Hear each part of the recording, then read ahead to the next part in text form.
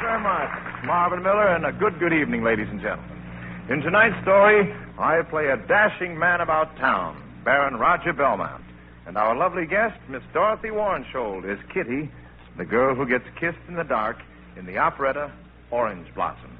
Oh, that kiss in the dark was to him just a lark, but to her was a thrill supreme.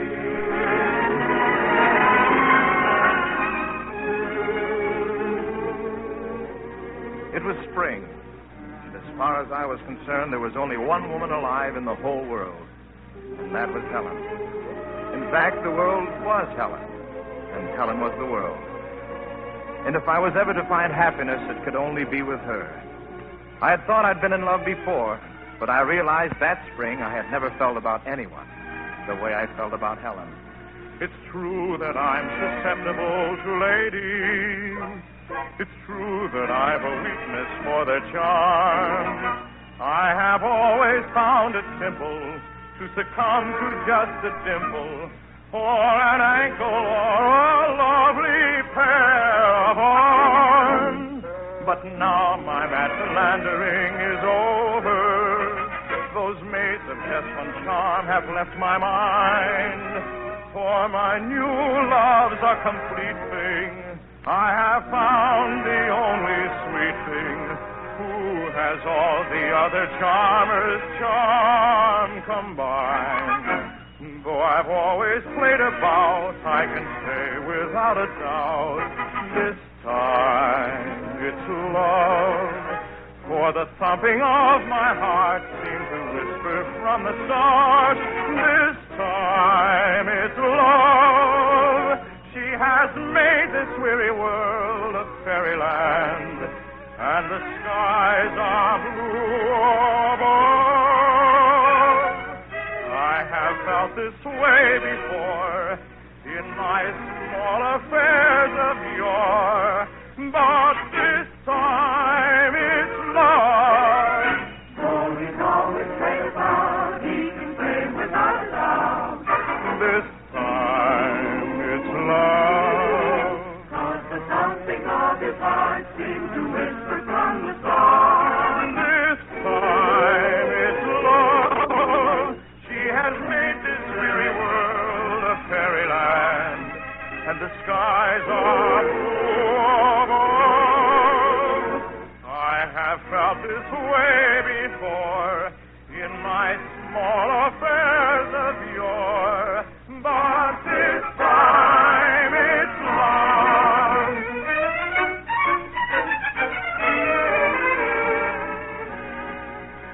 I wanted to marry Helen, but there were certain problems in the way.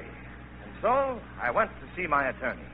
Helen Vasquez, a divorcee, isn't she, Roger? Yes, she had the property adjoining my aunt's on the Riviera. Aunt Mary and I both met Helen at the same time. I loved her immediately, and Aunt Mary loathed her immediately. So there was quite a row about it. And Aunt Mary said if I ever saw Helen again, she'd disinherit me. But you saw her anyhow.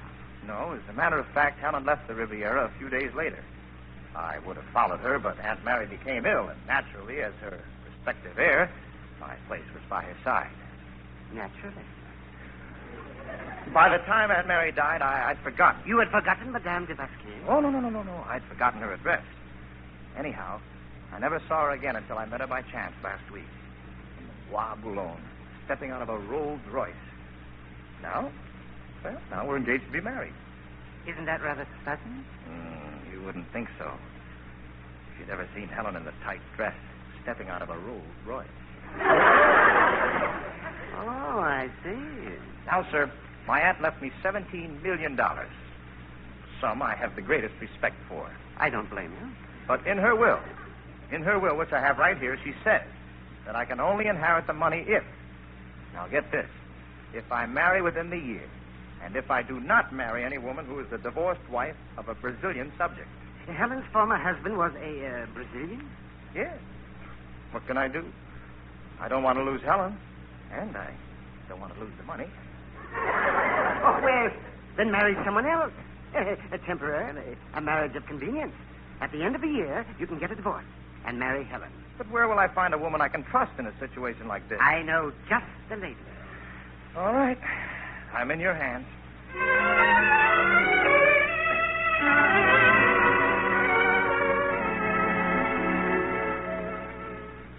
I can't say that I care very much for the idea. Now, Kitty, I have to have someone I can trust, and after all, you are my godchild. Well, that isn't necessarily a guarantee that you can trust me. Well, you can use the money. Yes. You'll get a large settlement at the time of the divorce. Yes, I suppose there's no doubt about that. I need the money. Well, then, what's the matter? Oh, nothing, really. It's just that, like every other girl in the world, I've had my own dreams of spring and love and orange blossoms.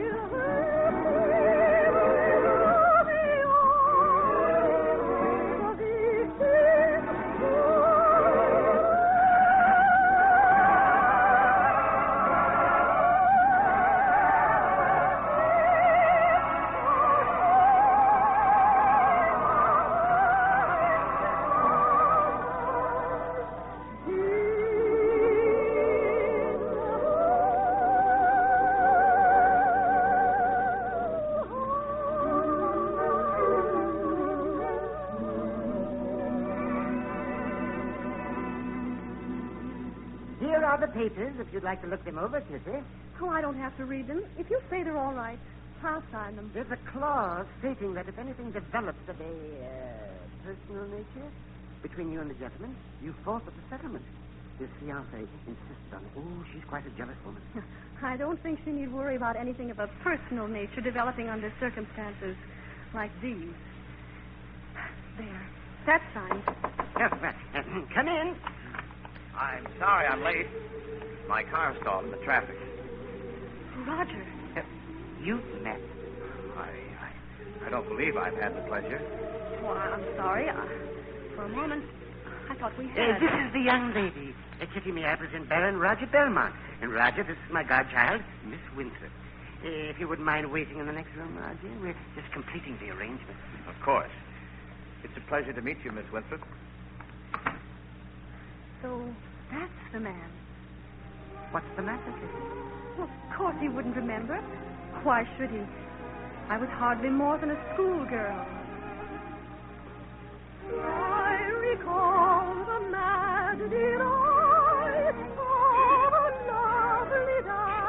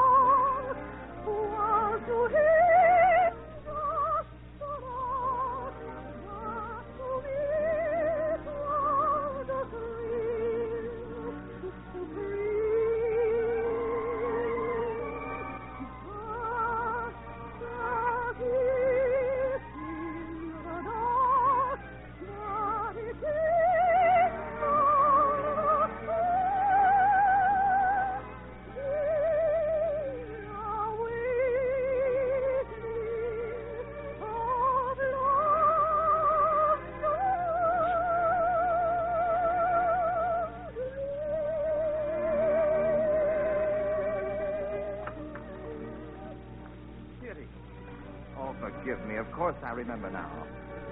We were both such kids. Well, I'd almost forgotten. That's all right, Roger. That was love in all its power, yet today it seems like a sweet but fleeting hour in the land of dreams. There we parted in the dawn. You had played a part, but the memory lingered on in my trembling heart. Oh, that kiss in the dark. For you told me that was to be all the thrill to Just a kiss in the dark, but it kindled the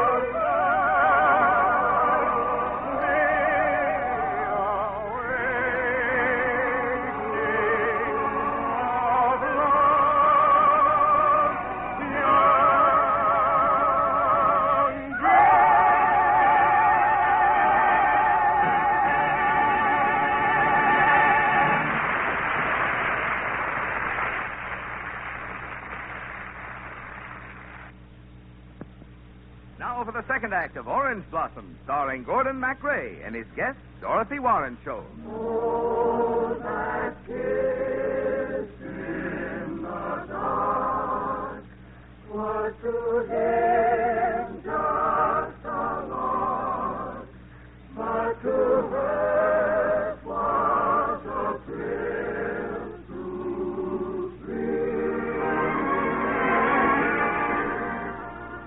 And so Kitty and I were married.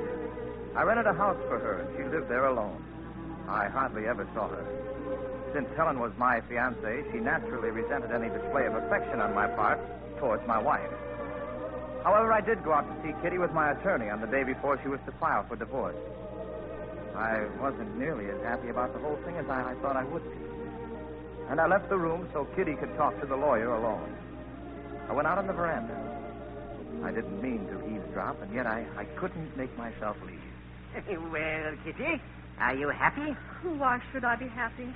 The year is up. Now you can get your divorce, collect the settlement, and live the way you want to live. The way I want to live? Oh, if I could live the way I really want to live, oh, I'd live here with Roger. It's only a loneliness. I'm lonely and uncaressed. There's no one to bring me cheer when these are dreams. You kiss me and hold me dear, but someday I'll cease to pine. Oh, someday my eyes will find when someone comes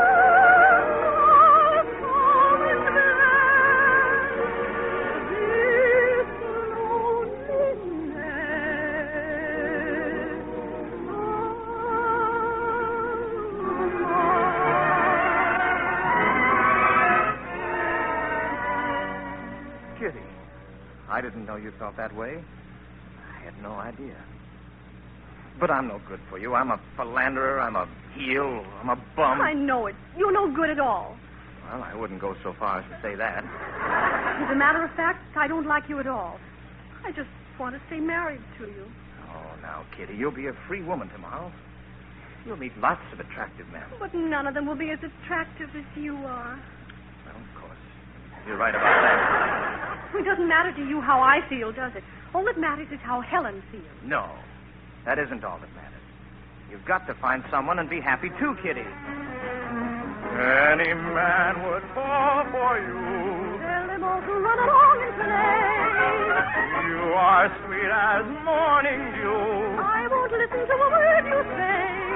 Kitty, darling, to yourself be fair. Never just a pack of flirt. You'll find one for whom you care. Men are after anything in turn. Don't you like the way men play? I ask them not to study. And they'll go, you know. I wish it so. In every girl's heart, there is a dream, a golden dream of orange blossom. She always longs to start upon her way with a bouquet of orange blossoms. So until her favorite Romeo falls a victim to her, there'll always be a dream of orange blossoms in her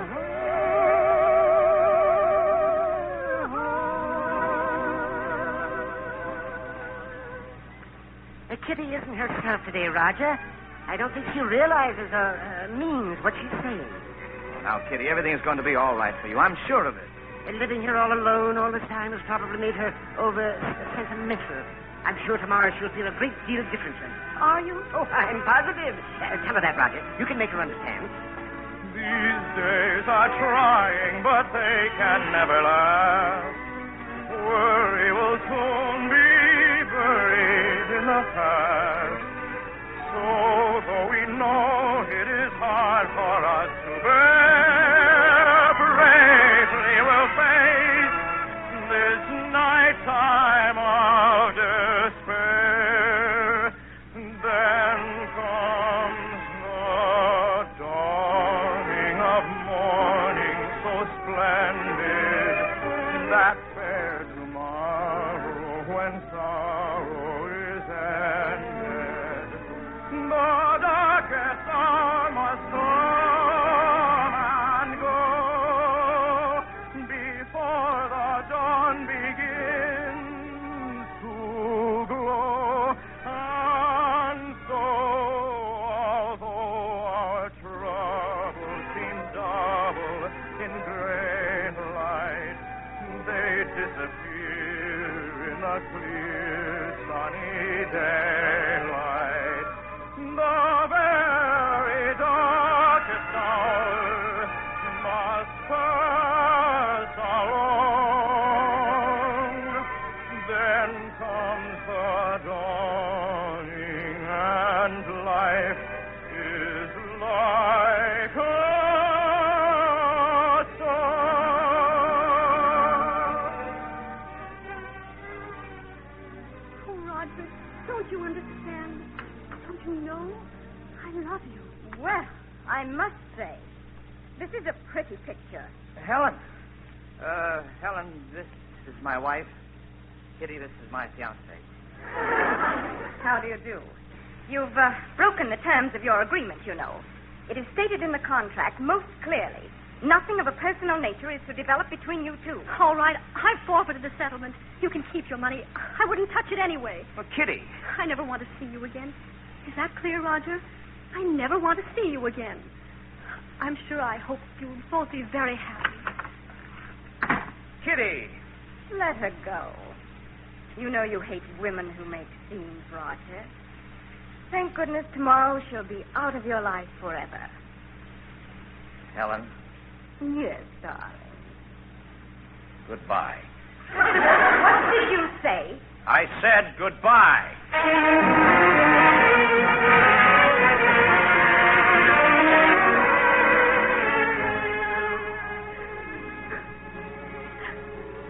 Kitty.